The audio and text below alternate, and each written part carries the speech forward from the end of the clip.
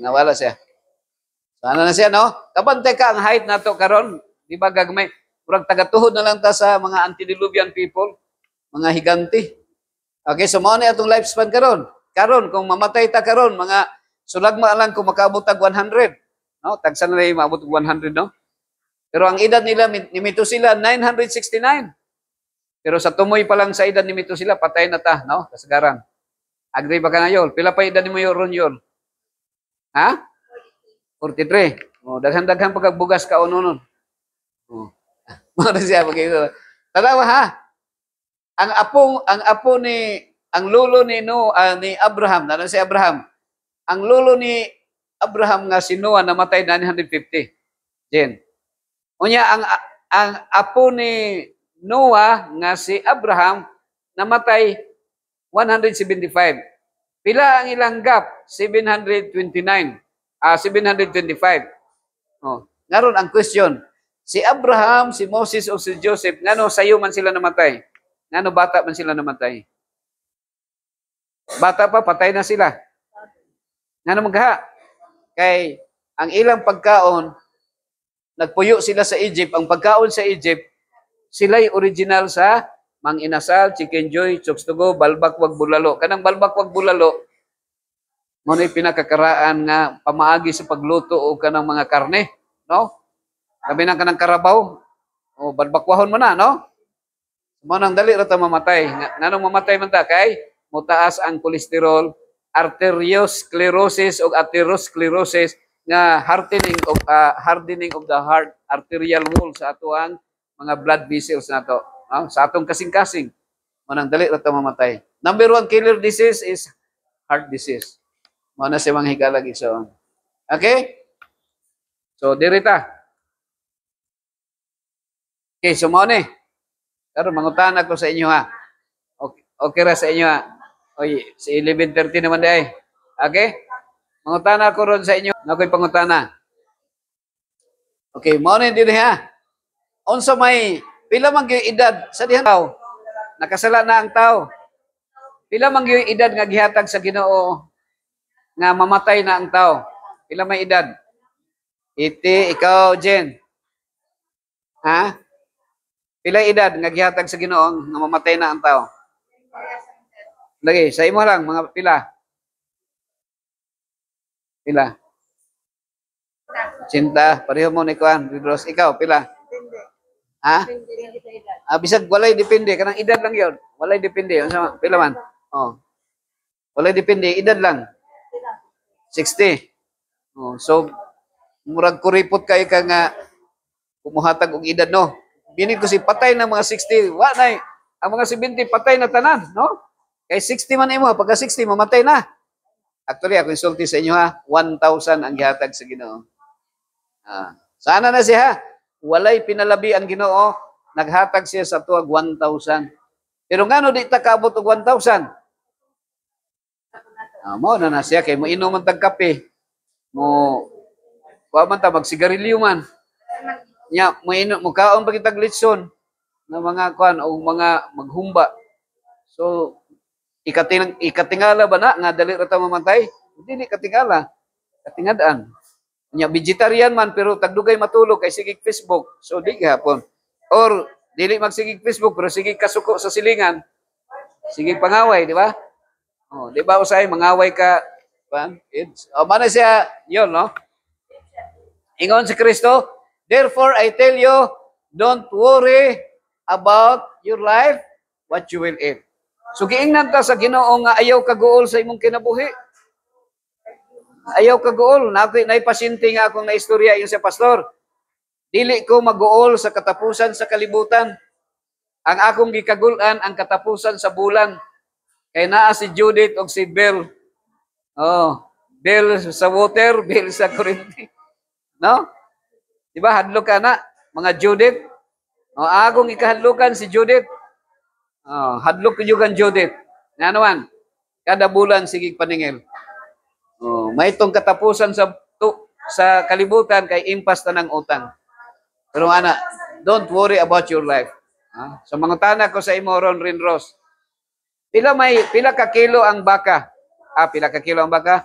tagpila ang kilo sa baka? Oh, tagpila ang kilo sa baka? 300. 300. Ikaw yun. Tagpila ang kilo sa baka ron? Ha?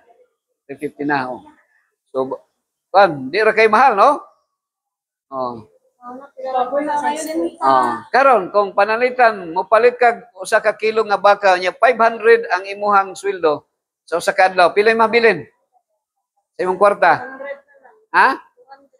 200. Nya ipalit nimo gasol. Kay siyempre lat-an man to nimo baka. Oh, kahoy, palit kag kahoy, palit ka og kanang mga lamas. Mahal po, palit ka og bugas, so ang imong 500 mahurot na. Kulang pa, oh.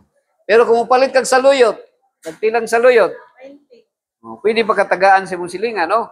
So, ang imong 500, pila pa'y nabilin? Hanapay daghan nabilin. So, mas mayo. So, ang atong panglawas, nagdepende kung unsay atong gikaon, no? Kung maayo ang atong gikaon, natay health. So, mana letter H. Kung atong gikaon makadaot, mo nang natay disease.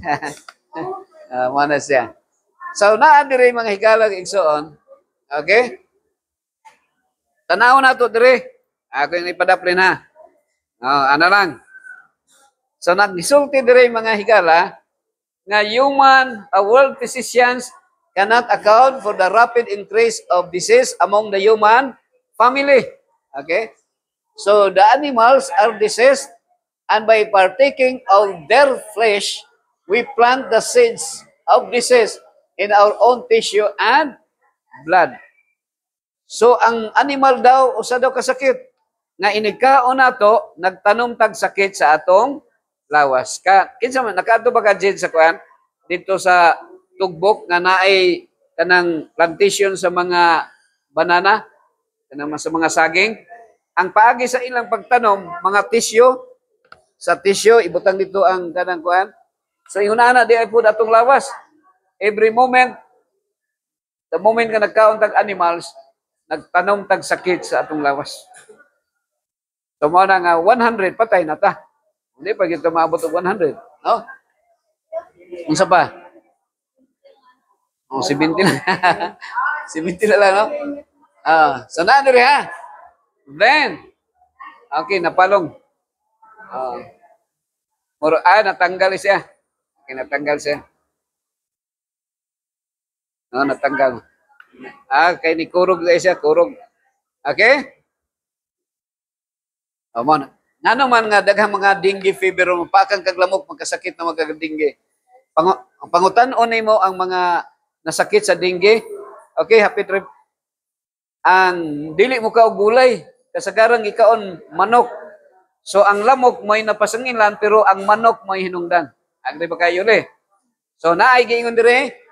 Then when exposed to the changes in a malarious atmosphere, these are more sensibly felt, no? And those suffering with disease were brought to Christ for Him to heal from every town, every city, and village, for they were afflicted in all manner of disease. Sa panahon ni Jesus Christ, daghang kay mga masakiton. Naay bakol, pungkol, buta, naay palsy, cerebral palsy, naay mga giyawaan, naay mga patol, o naay mga stroke, high blood, paralyzed, because they keep on eating animals. Katong nga time, mga higalagson. Ano magha? Because of the continued violation of the laws of life, mortality has increased to a fearful extent. Makalilisan. No? Makasusubok kayo. Nga posible nga ang mga tao nagkasakit karon o nya sa ilang mga sakit daghan kayo nga mga matay. Sabay hinungdan. Yeah. The liability to take disease is increased tenfold by meat eating. No? Sir Dongs? 90 times 10, pila may answer? Ha? 90 times 10.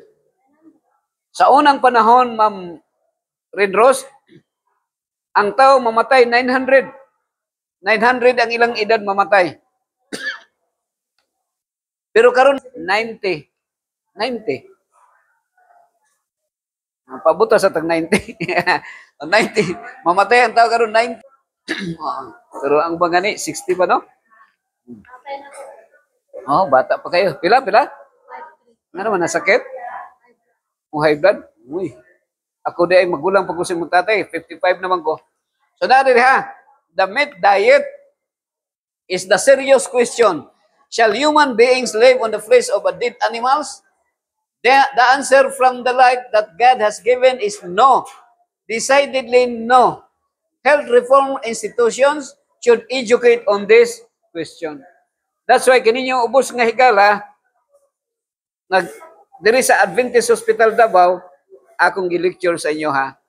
Para di na ta matingala ngano daghang mamatay sa sakit gumikan kay nagsigi tagkaon og animals. Gipatay ba yan ng animals luoy kayo? Ikaw kunoy kanding ihawon di ba ka masuko? Di ba? Lami ba yang kanding?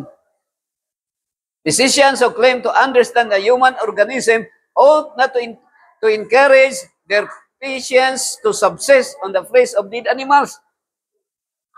Kung ang doktor gyud nga nasayon sa kanang human organism, dili gyud mo recommend ang doktor nga kaon lang og balbak wag bulalo, kaon lang og baboy. Paborito ko ng baboy no. Karning baboy. So, ingon ana. Okay, ako lang padayon ha. Dire. Diyan lang.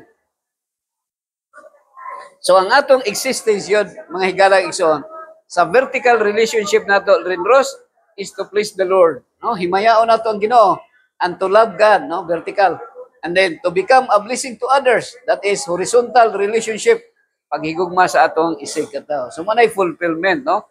Manang fulfillment mga higalang igsoon. So ang pusa, no, ang ingon nato nga ma-glorify, ma-place lang nato ang Ginoo kung kita mahimong blessing to others, no? Mahimong padalangin ta sa atong isig katao. So mintas buhi pa ta atong masabtan daan kung unsay gyud pagbuot sa Ginoo o unsay gitugot sa Ginoo nga dili ni pagbuot. Okay, magampo ta dalay ko nga Dios amahan namo na sa langit. Salamat sa kagayunan nga kami nakapamalandong sa imong mga pulong. Kung nasabtan namo nga ang imong pagbuot, ang imong gusto nga kami dili mo patay, dili mangawat, dili manapaw, dili magsaksig bakak o mao nang nabutang sa napulo ka sugo Ginoo. Apan ang imong gitugot nga sa among pagkatawhanon kami musupak sa imong balaod nga kami nahimong kawatan, nahimong bakakon ug nahimong mananapaw sa imong atubangan. Apan salamat Ginoo nga bisan kami makasasala namatay si Kristo diha sa krus ug anda mo pasaylo sa among mga sala kung kami mo pasaylo sa mga nakasala usab namo. Ug nining tagna ni imong mga anak ako silang giampo pasayloa kami sa nga nakasala sa buhat sa pulong sa una-una ingon nga makapasaylo kami sa nakasala namo. Gitugyan namo kining tanan sa ngalan ni Kristo nga among manluluwas sa ngalan sa Anak ug sa Espiritu Santo. Amen. Okay, God bless everyone. Dawas og na mo ipangutana.